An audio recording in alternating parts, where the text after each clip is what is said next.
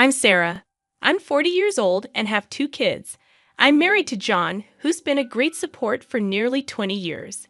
Life has had its ups and downs, but I believe it's the people you're close to that make it easier. But then there's my brother Tom.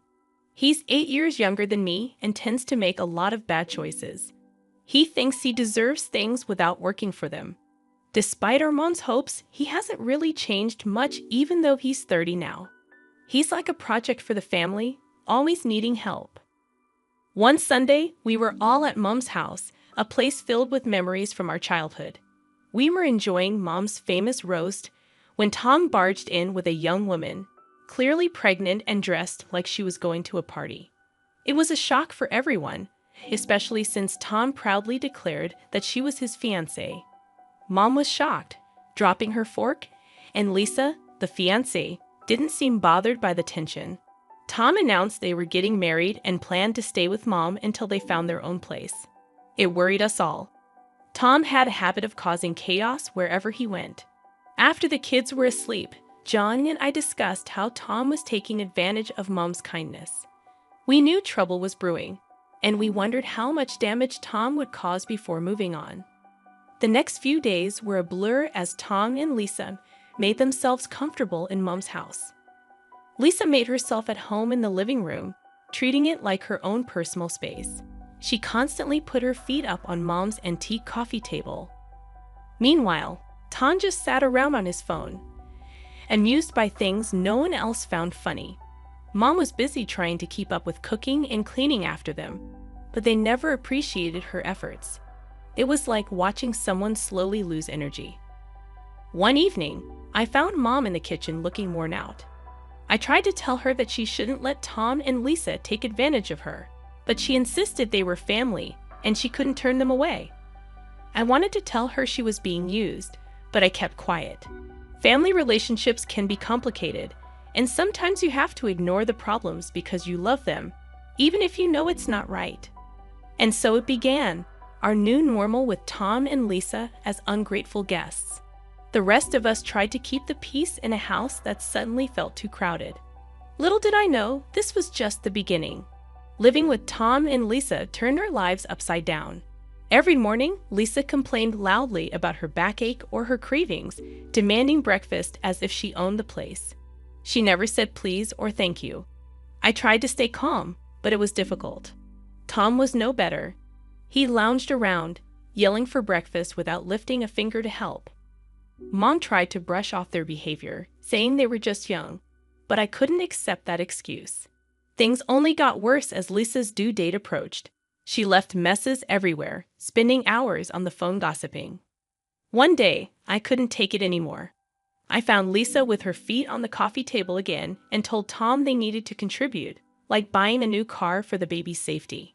Lisa dismissed me, saying she was pregnant, as if that excused her behavior. Tom defended her, and Mom begged us not to fight for the sake of the baby. But I couldn't ignore the toll it was taking on Mom. It wasn't fair to her to be running herself ragged for them. But Mom wouldn't listen. "Their family, Sarah. What can we do?" she'd say. The days dragged on, with Tom and Lisa disappearing for hours, leaving Mom to clean up after them. They'd return with shopping bags, laughing about their day out. One evening, I overheard them planning an extravagant wedding. "We need the best, babe. It's our day," Tom said, his arm around Lisa. She giggled, saying, "And your mom can help with the expenses, right?" I couldn't believe what I was hearing. I confronted them, but they brushed off my concerns, saying Mom had the money. Life in Mom's house became unbearable. Lisa gave birth to a baby boy, Alex, but instead of slowing down, it gave Tom and Lisa more excuses. One morning, I found Mom washing a mountain of dishes, while Lisa lounged on the sofa with Alex and Tom played on his phone. I asked Mom why she was doing all the work, and she just sighed, saying Lisa needed to rest, and Tom was busy.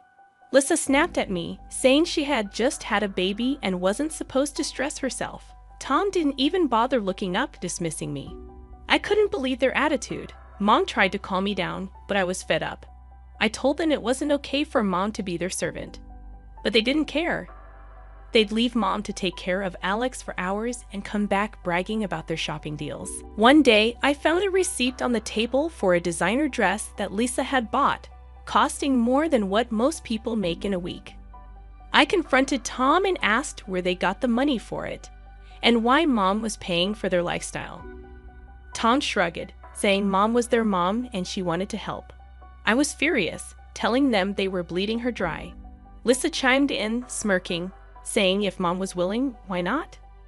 I couldn't take it anymore. I had to talk to Mom alone. I told her she couldn't keep giving them money because they were using her. Mom shook her head, saying she couldn't abandon them, especially not with Alex. I tried to reason with her, but they weren't even trying to be responsible. Tom wasn't looking for a job, and Lisa was spending Mom's money recklessly. Mom looked away, whispering that she knew, but they were her children and she had to help them. I felt helpless watching my family fall apart. Tom and Lisa were draining everything and giving nothing back, and Mom was too kind to see it. I didn't know how much more I could take. The breaking point was near, and I feared what would happen when we finally reached it. Things took a turn for the worse when Mom suddenly fell ill. It happened so fast. One day she was her usual self, and the next she was bedridden, looking frail and weak. I was by her bedside, holding her hand, telling her she would get through this. She smiled tiredly, saying she was just worn out. Tom and Lisa were nowhere to be seen, probably out spending more of Mom's money. I couldn't hide my anger anymore.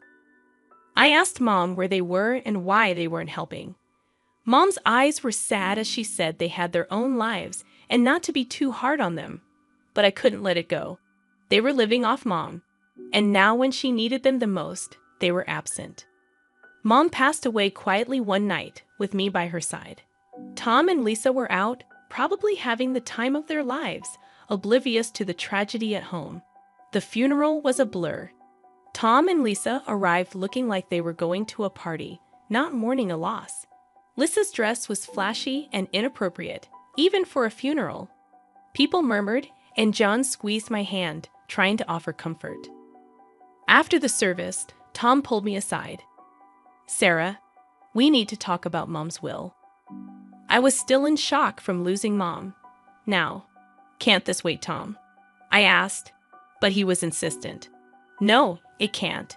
I know she left the house to me. We need to sort this out."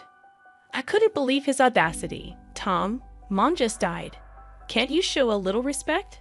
But he was relentless. "This is important, Sarah. I'm her son. I deserve it." The day after the funeral, I went to Mom's house to start sorting through her things. But when I got there, Lisa answered the door with a smug look. "What do you want, Sarah?" she sneered. I was taken aback.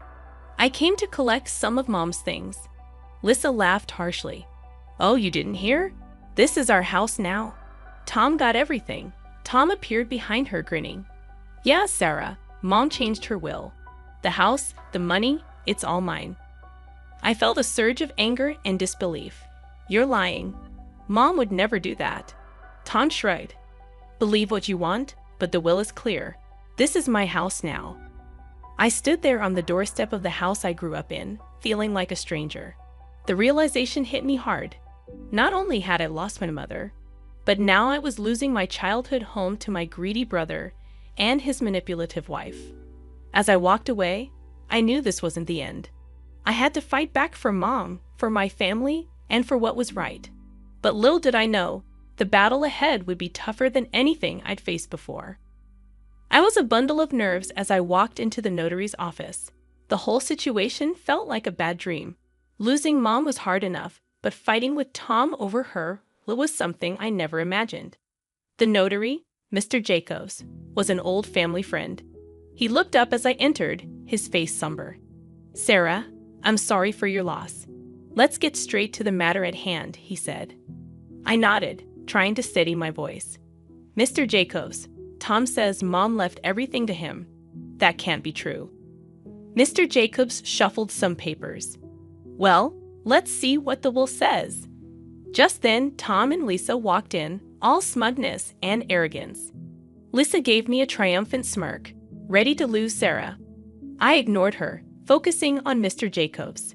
He cleared his throat and began reading the will. My heart was pounding in my chest as he read. "And to my son, Tom, I leave." I braced myself for the worst, but then Mr. Jacobs said something that made my heart leap. The sum of $5,000. Tom's face fell. "What? That's it?" Mr. Jacobs continued. "And to my daughter, Sarah, I leave the family home and the remainder of my estate." I couldn't believe it. Relief and disbelief washed over me. Lisa was furious. "That's impossible. She promised us the house." Mr. Jacobs looked at them sternly. "There's more. It appears your mother made this last will a month ago after expressing concerns about undue pressure from certain family members." Tom was red with anger. "She wanted me to have the house." I couldn't help but feel a sense of justice. "Mom knew what you were doing, Tom. She knew you were using her." Tom turned to me, his eyes blazing. "You did this. You turned her against me." Lisa chimed in, her voice shrill. "We'll contest this. We'll get a lawyer." Mr. Jacobs raised an eyebrow. "You're free to do so, but be aware, if it's found that there was any coercion involved in the previous will, there could be legal consequences." Tom and Lisa looked at each other, their confidence wavering. I stood up, feeling stronger than I had in months. "Mom saw through your greed. She made sure her last wishes were respected." Tom stormed out, cursing under his breath, with Lisa trailing behind him. I stayed back, thanking Mr. Jacobs. As I left the office, I felt a mix of emotions: sadness for losing Mom, relief that her last wishes were honored, and lingering anger at Tom and Lisa's audacity. It was a regular afternoon when Tom stormed into the house, his face red with anger and disbelief. $100,000 for you and just a measly $5,000 for me? How is that fair, Sarah?" I was sorting through some of Mom's papers. His outburst made me pause. "Tom, that's what Mom decided. You know she always had her reasons." He slammed his hand on the table, making me jump. "Reasons? What reasons could she possibly have to screw me over like this?" I took a deep breath, trying to keep my cool. "Maybe because you and Lisa have been bleeding her dry for years," I said. Tom's face contorted with rage. "That's what we deserve, that money." That's when I found it, tucked away in a drawer, a letter from Mom. Her handwriting was unmistakable. I pulled it out and started reading. Tom's eyes were fixed on me, a mix of curiosity and fear. "What's that?" he asked. "It's from Mom," I said, my voice steady. "She explains everything here." The letter laid it out in black and white. Mom had originally set aside $100,000 each for Tom and me, but as Tom and Lisa's demands for money grew, she started deducting from his share. I looked up at Tom, his face a picture of shock. By the time she wrote her last will, you'd already taken $95,000, Tom. There was only $5,000 left. Tom staggered back as if he'd been physically hit. "No, that can't be true," he muttered. I felt a surge of anger. "It's all here, Tom. Every cent you and Lisa took, it came out of your inheritance." He looked lost, his eyes darting around the room. "But I didn't know," he whispered. "That's the problem, Tom. You never knew or cared to know." I snapped, my patience wearing thin. He slumped into a chair, burying his face in his hands. "What have I done, Sarah?" I put the letter down, feeling a mix of pity and frustration. "You've only got yourself to blame, Tom. You chose this path." Tom left the house that day a broken man. I watched him go, feeling a sense of justice, but also a deep sadness. Our family was torn apart not just by grief, but by greed and ignorance. The house, once a battleground of family feuds, was now eerily quiet. Tom and Lisa had left, cutting off all contact with me. It was a relief and a curse, leaving me to wrestle with the aftermath of their chaos. As I sat in the living room, staring at the walls that had witnessed so much, my friend Jenna called. "Sarah, have you heard about Tom?" she asked. I braced myself. "No, what now?" Jenna hesitated. "He's been spotted around town looking for jobs, and Lisa, she's been seen with different men. flaunting around like she's single. My heart sank. And Alex, their son? I asked. No sign of him, Sarah. It's like they've forgotten they have a child. I slammed my fist on the table, fury boiling inside me. They're irresponsible, selfish. They don't deserve a child.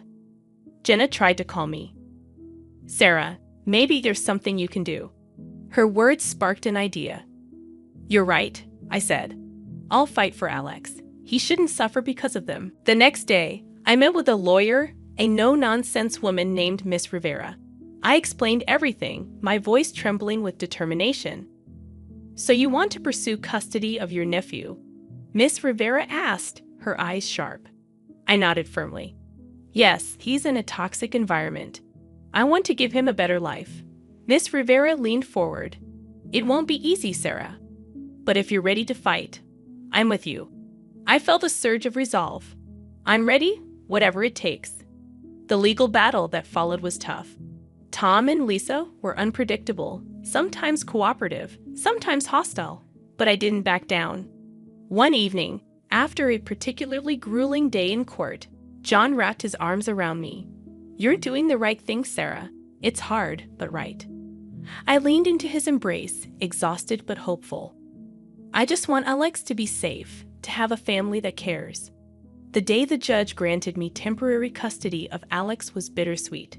He was a sweet boy, confused and scared, but he slowly opened up to us. Emily and Max adored him, and he brought a new kind of joy into our home. Tom's reaction was a mix of anger and defeat. You've taken everything from me, Sarah, he said. I faced him, my voice unwavering. I'm protecting Alex, something you should have done. As Tom stormed off, I realized our relationship might never be repaired, but this wasn't about us. It was about a little boy who needed a stable home life. With Alex, there were challenges, but also laughter and love. He was becoming a part of our family, and I was determined to make it permanent. Looking back, I knew I'd made the right decision. It was time for new beginnings for all of us, a chance to heal, to grow, and to build a future filled with love and stability. That was the legacy I wanted to leave, a stark contrast to the selfishness and greed that had once threatened to tear us apart. The house, once a reminder of familial discord, was now filled with laughter and the pitter-patter of little feet. Alex had become a part of our lives, his presence a constant source of joy and wonder. One evening, as we were tucking him into bed, he looked up at me with those big innocent eyes. Aunt Sarah, am I going to stay here forever? I smoothed his hair, my heart swelling. Yes, Alex, you're part of our family now. He smiled, his tiny hand gripping mine. I like it here. Emily and Max are fun. I kissed his forehead. We love having you here, sweetie. As I walked out of his room, John was waiting, a proud smile on his face. He's really settling in, isn't he? I nodded, feeling a sense of accomplishment. He is. We're giving him the life he deserves. The next day, I received a call from Miss Rivera. Sarah, it's official. The court has granted you full custody of Alex. I nearly dropped the phone, tears of happiness welling up. Thank you, Miss Rivera. Thank you for everything. After hanging up, I shared the news with the family. Emily and Max cheered, hugging Alex in a group embrace. Even John had tears in his eyes. We're a family, John said, his voice choked with emotion. A real, complete family. The journey had been long and fraught with challenges, but we had come out stronger. In the months that followed, Alex blossomed. He was no longer the timid boy we first met. He was confident, happy, and loved. One day, while we were all in the garden, Alex came running up to me, a dandelion in his hand. Look, Aunt Sarah, I made a wish. I crouched down to his level. And what did you wish for? He grinned, his eyes sparkling. I wished we'd all be together forever. I hugged him tight. That's the best wish, Alex, and it's come true.